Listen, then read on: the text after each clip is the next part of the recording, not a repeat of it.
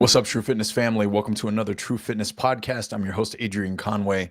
Um, Look, today I'm going to dive right into a comment slash question slash topic that, of course, I can make a harmless plug addressing. So I'm going to dive into this one headlong and leave you waiting no further after I also give you the charge.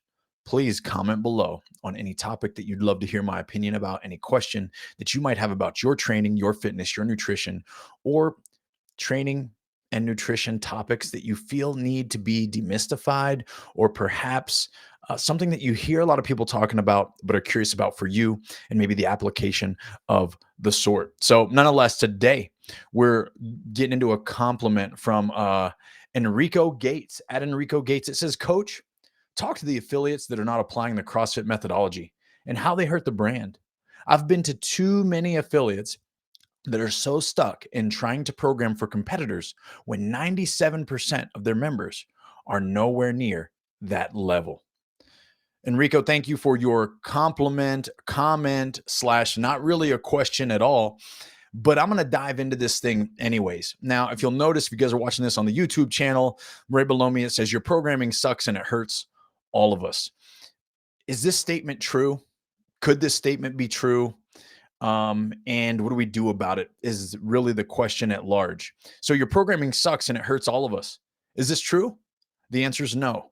We've been given freedoms to be a CrossFit affiliate that allow us to portray and apply the methodology at our will, right? There's no overseeing policy. There's no one that gets in and looks at our programming or edits our programming or says, hey, this is not very well rounded, or this is biased towards this, or you know what, this is really ignorant to program this way. You're certainly going to hurt your members.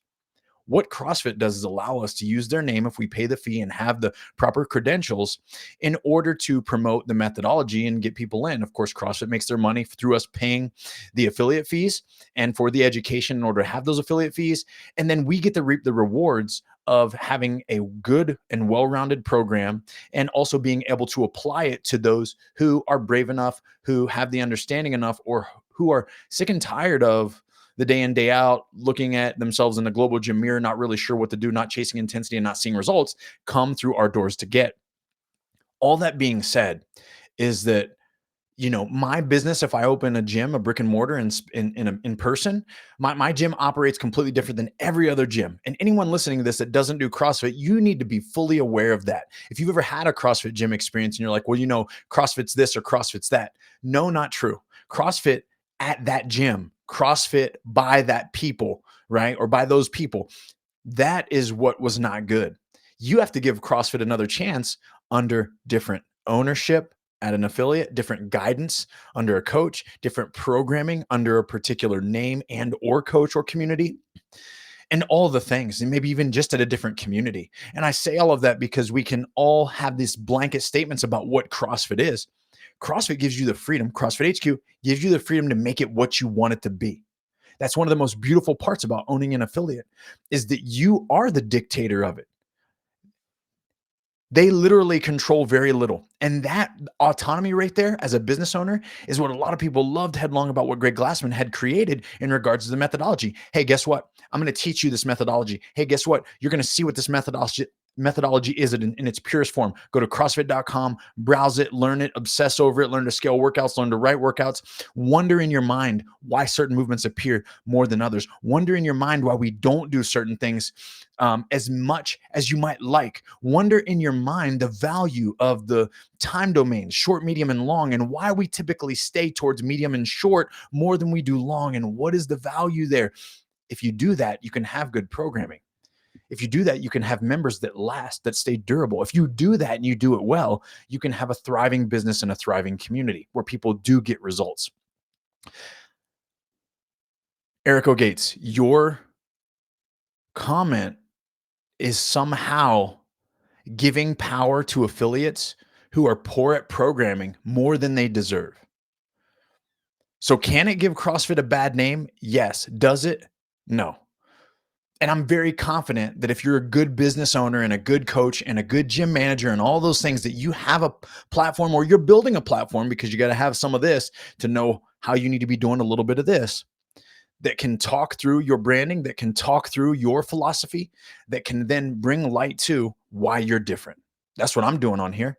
That's why I'm sharing myself in the most authentic way that I know how, answering questions about, not that I'm giving you the answer that you were looking for, not giving you the answer that you want, but giving you the answer in my mind and heart from my experience, from my understanding, from my education, and from my application through the years. That's what I would suggest to everybody who's worried about someone else in the CrossFit space giving them a bad name. No one's going to give you a bad name but you do have to be known to others. So to be known is a superpower. You got to figure out how you want to be known. Get your face out there, get your name out there, make foot traffic, make investments, but you've got to be known. And of course, you've got to know, right? So you've got to also have the curiosity to know about others and want to ask about others and want to help others, which is also what I try to do with this podcast in regards to addressing your questions. Now, I did say, yes, it can give CrossFit a bad name. And this is unfortunate. Now, Eric, I do relate to you and I understand exactly what you're coming to me with, but I wanted to hit on the generality of your statement first. I want to share with you, though, we're basically on the same side of the coin here when it comes to, it's really disappointing when you see and you feel that a community or a gym or a programmer is trying to just write up hard workouts, or they're trying to just write up workouts that look sexy, or that they might have that CrossFit Games feel, or every time your members come into the gym, they're touching a barbell, or they're always jumping something to their shoulders or jumping it over their head, right? There's all these ballistic contractions. Now, some of this speech, and I apologize, might be above the head of the average listener and maybe even the average CrossFit athlete. But there has to be this combination of explosive contractions and slow contractions, and where we're pressing load vertically versus horizontally versus downward, where our shoulder girdle sits when we're doing the action that is demanded of us, how often we hang from a pull-up rig, how often we hinge with our hip, how often we squat with our knees, how often we lunge, which is in the squat family of movements. How often do we do those things and where are they placed? How long are we working? How short are we working? There are so many layers to programming. And at this time, I would like to bring you an ad for True Fitness affiliate programming. That's just me talking. Don't worry. This didn't actually go to an ad of any sort. I don't have those. But we do execute on customized affiliate programming. The way it works is that you reach out to us, send me a DM, send us a message, comment below. I can try to get to you some more information, but we treat you like a one-to-one client. Essentially, it is $375 a month. We get the information about your gym. What's the setup like? What's it look like? What's the general flavor that you've leaned into through your years or most recently as a community? Who was programming for you? Where were you following it from? What was it like? What went well? What didn't go well? What is the generic, if you could give us one, avatar of your affiliate? Like, what's the most capable person? What's the least capable person? And think about the fine tuning that person in the middle. And the reason all this information is very important to us, because then we can cater a systemized approach of programming for your gym that makes it a little bit nuanced and a little bit different than what everyone else is offering, so that we know that on Tuesdays is your biggest day of a turnout and you've only got 8 rowers. So it's a really bad day to do something that is cyclical nature through the rowers, unless it's of course set up for a time station rotation type workout, or how many barbells you have or dumbbells you have and all these things. Hey, Adrian, we've actually got 8 ropes. We love to climb them and our affiliates really love to do that kind of training. Awesome. Well, I can tell you that I work with 3 other affiliates and that's certainly not the case for them. I wanted to give you guys this opportunity to hear what we have to offer. And then the beautiful thing is, as we design these programs, we want to get your feedback based on the results that your gym is seeing. Can we change things? How can we improve it? We don't just give you a program and give you an intention and a warm up and a skill or a strength. Not always, not every day. And then conditioning, RX conditioning, intermediate conditioning, and baseline conditioning. We also provide a cool down. All those things included. We also do the input into the software at which your gym hosts your training protocols and or your business software. So it is literally a hands-off experience. There is no getting in and making transfers. There's no download this app. There is you schedule a call with us. We send you the necessary questions that need to be answered on this call so that it expedites the process. We can send you an example of programming, but of course it'll be different than the programming that we send to you. And we can also then navigate some structure, some goals. Is there a competition going down at your gym in the near future? Is there something that you want your athletes to prepare for? Hey, are you trying to get as many people to sign up for the open as possible? And so you'd like to do a bunch of repeats, or there's something, Murph's coming up. Adrian, we don't do it big for Murph, but we're really worried that if at 4 weeks out, we don't do any kind of preparation for that, my members are going to be intimidated and they're also not going to really know how to scale the workout. And so We can do all these things to help assist and give you just a little bit of something different. But hey, if you are one of those cookie cutter model affiliates and you just like doing what everyone else is doing, well, then feel free to go sign up and do something that everybody else is doing. So that's my shameless plug. Please reach out. We'd love to help you. We love to have relationships, and even a part of it, there's a limited amount of these, but you have an opportunity to schedule one call a month with me, with you personally as a coach, or your staff being present. And I can answer questions, and it can be a little bit more of a mentorship relationship. So that comes all at the cost of $375 a month. You get one call with me, and you get all the wonderful stuff that I just listed. Now, if you've been with me still, thank you so much for the last 3.5 minute rant that I went on about that product that we offer, True Affiliate Programming. Back to the question. When it comes to good affiliate programming, Eric O'Gates is basically getting to the fact that people want to program for the best and then try to scale for the rest.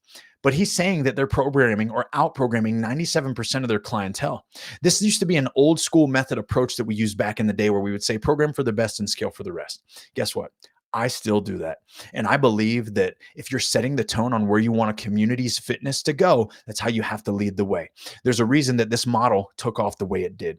It's because someone could walk into the room, whether it be previous NFL football players, previous NHL hockey players, previous marathon winner, previous world's strongest man, previous Navy SEAL, team guy, getting ready to go do the hardest things that his physicality could be asked of him psychologically. They look at a workout and they're like, man, okay, that would be challenging. But equally enough, because if you're good at this, if you're a good leader, if you have good understanding of stimulus and intended stimulus and how it's going to look for Renee versus how it's going to look for Robert, well, then you can scale for anyone. And this is where we talk about the professionalism of the coach. When the coach walks in, does the coach have a game plan? Not only does the coach have a game plan, but does the coach have some like template style case studies ready or avatars in their mind? Because when I walk in to coach a class and the workout's 21, 15, 9 thruster pull up, I have all these things in my mind. What if someone's leg is hurt? What if they can't squat? What if they can't hang? What if they can't press? What if it's their first day? What if it is day 800 and they've been to the CrossFit games? How am I going to lean into them with the stimulus to make sure that they get a great workout and a great training session that day, when the rest of the class are mere mortals and they're going to be scaling to banded pull-ups, jumping pull-ups, and 80% of the RX load at 95-65? Now, as I say that, Eric O'Gates, I hope you also get this understanding of like, professionalism of a coach can change any workout and make it good, as long as they've seen it beforehand and they can structure a game plan. At least that's my personal opinion. Now, I believe that we're in a space, unfortunately, that doesn't do this well. I believe that coaches a lot of time coach out of hobby, or they don't actually understand what the professionalism of a coach looks like and what should be demanded of them. So they don't come in with the game plan. They read the workout slightly before they get out there. Maybe they gave it a once over before, when the programming got dropped the week before the beginning of the week. And they just showed up and they were like, yeah, hey, go ahead and show up. You guys start through this warm up, check out these drills, go ahead and hit it. I'll see you in 10 minutes. Awesome. You see them in 10 minutes. You're a little bit warm, but also most people don't warm up well enough because, of course, they're not being accountable to it. They're not being guided through it. And so they get there and then they're talking at the whiteboard and then they just send the class back, go do some deadlifts now and go do some clean and jerks. And this is what it looks like. Awesome. Right? There's no real coaching going on. And I'm ranting a bit, so I hope that you still feel like you understand that I'm trying to answer your question the best I can. But I do believe that there's nuanced ways around when a gym's programming might not even be that great, and it's allowing coaches to come to life and being real pros. How often do we see that in our community? I'm not really sure, unfortunately, and I don't know how many pros are out there and how many affiliates are being run this way. I certainly know that a lot of the team that I work with on level 1 and level 2 staff, a lot of their affiliates are doing it at a very high level, very well.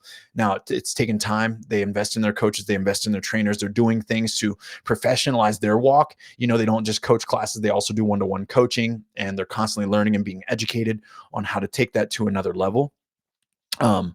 But the idea here is that I wanted to paint this clear picture that there's not a one size fits all for programming. But there is this idea that we need to have good programming. It needs to be well-rounded, and it needs to be in such a way that you're caring for the human directly that is participating in it. And that means you have to have the ability to consider every member that walks through your gym, 78 years old, 83 years old, 12 years old. and everybody in between and the varying fitness levels that do that. Because when you have this ability, when you're writing programming to consider those things, you can then consider the coaches. So for me, for example, I program for a lot of people, several gyms at this point. Um, I oversee individual design for elite level athletes. People are going to go to the CrossFit Games in the next 2 years. I also oversee programming for people who are intermediate athletes and they want nothing more than to be RX'd. I also oversee programming for people that range from 45 to 64 years old that want to compete at the CrossFit Games within this next year or the next few years. My purpose and point of bringing all this up is to say that I have this diverse base of clients that if all of them showed up to the class to take it together, I could take care of them. It's because I know them. And I think that's the biggest problem with a lot of gyms that aren't run well, even with bad programming, is that they just don't know their people or care to know their people. And that's hard. So, the other side of this, um, man, and I've been messing up your name. I'm so sorry. Enrico Gates. Apologies, Enrico. Man, that's my bad. Um, I think that your comment is about more for people that want to program for people that are like competitors and not the everyday members. And most people in CrossFit affiliates would only be able to relate to this. But of course, competitors are people who are chasing human dominance on one side of the coin, and someone else is chasing fitness. Like they're chasing the optimized version of themselves. They want everyday freedoms. They want to live an independent life. They want to do all the things that with their grandchildren, with their spouse, with their partner, with their friends. They want to show up and be able to play some basketball. They want to show up and run a 5K. They want to be able to make sure they're strong enough to sustain any load demanded of them around their house. Pick up one end of the couch, pick up a chair, whatever it might be. So the thing about this is that you, um, as a programmer, I'm talking now to the programmers, got to think in your mind, how often do we need to clean and jerk? How often do we need to snatch? If we're really doing constant variance, what does that look like? There's some great shows out there. There's some great podcasts. I want to lift up Pat Sherwood. I want to lift up Adrian Bosman. I think it's Varied Not Random, is the name of the podcast. OGs in the space, guys I've looked up to for years. And they talk about a lot, like what's the difference between maybe biasing versus targeting in your programming, and how often are we doing certain things. And I think, Enrico, what you're also highlighting is that a lot of people, guys, sorry for all these chimes, this is crazy. um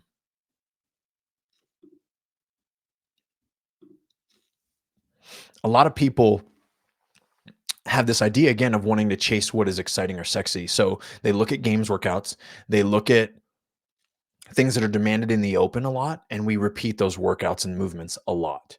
And that's not variance, right? God bless our sport. However, it has not become the constantly varied functional movement executed high intensity games. It's very predictable. It's predictable in order of events. It's predictable in the way things will be tested. It's predictable, and I think it's as a bad thing. That's just a personal opinion. Bad thing. I think it's bad for the sport. I think it's bad for finding the fittest. I think it becomes very repetitive in nature when we're even telling the story. I think what we have to consider is not convenience in certain ways. I look, we always start long at the CrossFit Games. One of the first two events is going to be a long event, and then they're going to get short and fast throughout the course of the weekend. Why do we do that? Because it's exciting at the end. Because the fans are all there on site in the stadium wanting to. I say, so what? So what? If we're gonna stay on this court, if we're gonna really be constantly varied, then let's vary this thing. Let's vary this thing. Now, are there key aspects that we really have to consider, like range of motion standards and making it obvious and making sure it's well balanced so that it's not favoring always the tall or always the short or always the up and down and always the absolutely. Do we want to avoid gimmicky things? Yeah, we don't want to appear as a joke all the time out there as a sport. No, no, no, no. But also, so what? So what if we do? Because do you think that less people are going to sign up for the open because of what you see at the CrossFit Games? Hey, people, they really sucked at crossover double unders. It's so embarrassing. You shouldn't embarrass the. Stop it. Just stop it. Like, do you think less people walk through the affiliate because they watch these athletes trip over their jump rope? Because it's not true. It gives you an opportunity to storytell. It gives you an opportunity to let people understand, like, what's the training like leading up to this? What is shared with the athletes? What isn't shared, right? Like, it's not just snippets and flashes in the pan. And so much of our community is like gets up in it about those things. Man, the first year, 2015, I was at the CrossFit Games as an individual when we got the pegboard announced, right? Like, man, a lot of people just stood at the pegboard. So what? Look at how good people are at the pegboard 1 year later. Look at how good people are at those crossover double unders later. This is the influence that the test has. And I hope that everyone who oversees the test, everyone on the team at the CrossFit Games understands that when they write the test, they dictate everyone's training the next year. When you look at this age group online semifinal this year from 2025 and you see no squats, other than maybe the squat snatches and then, of course, the lunges, which, of course, I consider squat patterns, that's going to change the way they prioritize the squat. And I'm going to tell you right now, from I think 2011, we've been over squatting. I think that we love the squat. And I think that if you're not squatting, you're functioning at a fraction of your athletic capacity. I think all those things are true. But I think from a competitor's perspective, we put so much onus on the squat clean, the squat snatch, the front squat, the overhead squat, and the back squat that we're busting athletes up. We're leaving them flat, non-explosive with achy knees, patella and quad tendon injuries. And then if you think about that from our aging demographics, because let me tell you something, my athletes are going to be prepared for the test. They're going to be prepared and they want to be prepared. So that means they're going to withstand this aggravation and irritation. We're going to have to be creative in ways that we avoid it. No, all those things are true. That's my job. That's my job as a coach. And that's okay. That's okay. I don't mind that. But I will say, part of me, when I see this, I'm like, man, I think this is good. I think this puts us a little bit more in the middle now because of the consider. Now, will there be some people upset this year? Absolutely, they will. But from a programming and testing perspective, does this not open everyone's mind and say, like, man, okay, maybe we can just program a snatch and a clean, and if they got to squat it, they got to squat it. And then, of course, hey, let's make them overhead squat. Let's test that as a movement. Let's do things. But maybe it's different. Maybe we don't always have to do it a specific way. Maybe we don't always have to squat 150 reps when it is tested, right? Like, what if it's only tested under a heavy condition? What if it's only tested in a situation where there's fewer reps but higher loads? Like, what if that's the case? What if we lessen the volume of the test at the CrossFit Games? Would that change even who shows up? You bet it would. Because the durability of these athletes is at a level that's wild. And if you change the test, all of a sudden it's a 2-day CrossFit Games. There's a whole slew of athletes now that are chomping at the bit that can actually be prepared for that. They can be prepared for a 2-day semifinal. Oh, we're going to go now 5-hour windows. It changes the game. There's some athletes who can recover within that window and not go as long in regards to 3 to 4 days for 12 events. It changes everything. I am completely ranting, Enrico. I completely apologize to you. I'm not answering your question anymore. The statement below me says your programming sucks and it hurts all of us. To put a pin on this, I agree with you only to a degree. I believe that we have so many freedoms as gym owners and programmers that we can make the name whatever we want.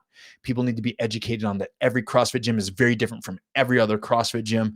And that is what sets this business model apart from all the others. I know there's drawbacks and limitations, but I also understand that that is exactly why I love it so very much. We all have an opportunity with some very low-hanging fruit to make investments in a space, in a community, in a purpose-driven methodology that we want to change the world with, and then we can attack that thing headlong however we want. The cream will keep rising to the top. Hope you do. Keep rising.